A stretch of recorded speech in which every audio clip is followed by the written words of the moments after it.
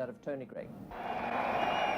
Oh, and he's got him first ball. Yes, he's got to be out. Huge appeal. My goodness, that looked as if there was a deflection there. The South Africans cannot believe it. With the changing political scene in South Africa, their sporting teams were returning to world sport. Hence, South Africa were a late but welcome addition to the 1992 Cricket World Cup. In South Africa's first ever World Cup match, they would come up against defending champions and co-host Australia. A 9-wicket win set up by South Africa's bowlers got them off to a great start. Oh, he's bowled him. That's a dreadful shot. Oh, he's gone. Wessels is caught behind, playing it a wide delivery. It's gone again. That's 4 more. 4 fours and a single for Ian Smith. He's in good form.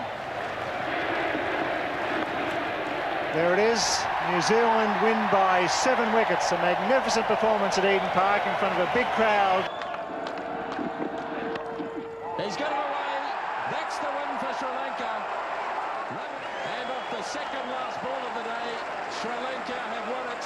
And boy, are they... Losses to New Zealand and South Africa would follow, before Merrick Pringle would destroy the West Indies top order, and a 64-run win would get them to 2 wins and 2 losses after 4 matches.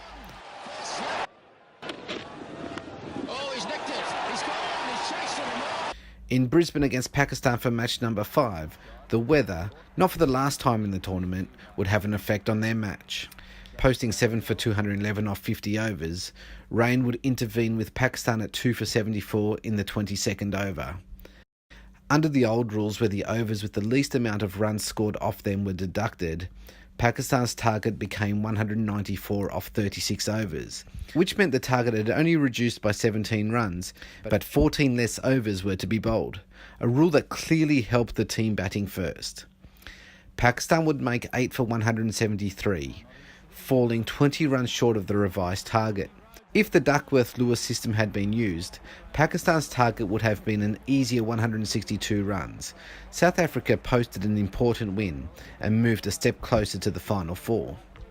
After easily beating Zimbabwe and Adelaide to go to 4 wins from 6 matches and 3rd place on the table, South Africa would move on to Melbourne against an in-form England team.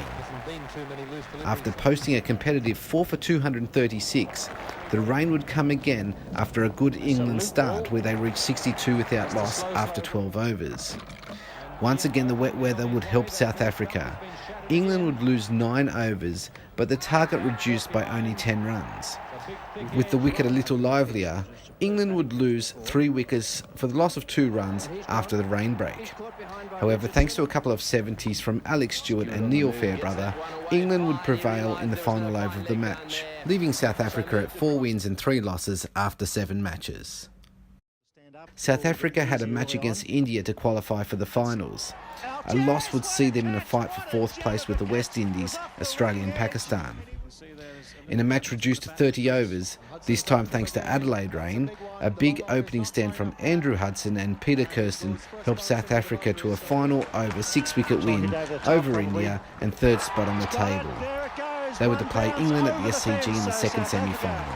Into the finals of the World Cup for 92, a magnificent effort chasing...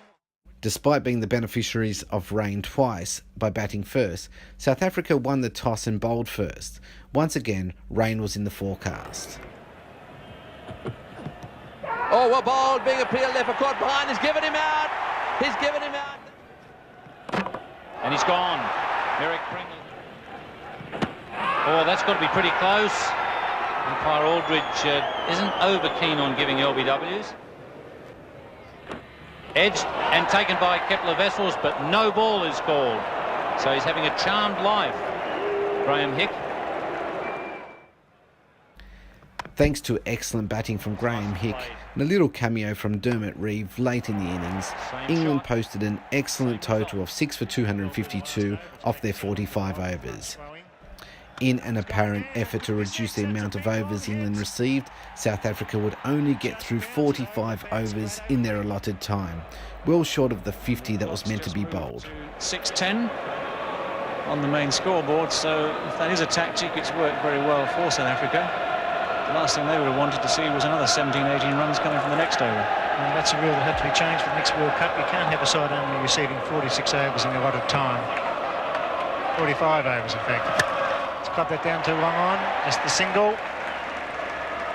Look at the umpire, 6 for 252. And the players coming off the ground after 45 overs. That's a disappointing aspect. They only received 45 overs, but England have done very well. With contributions from most of the top order, South Africa would reduce the target to 22 needed off 13 balls. However, once again rain would intervene. And they're coming off. The crowd will roar here at the Sydney Cricket Ground. It's certainly quite steady, a very difficult situation for the umpires.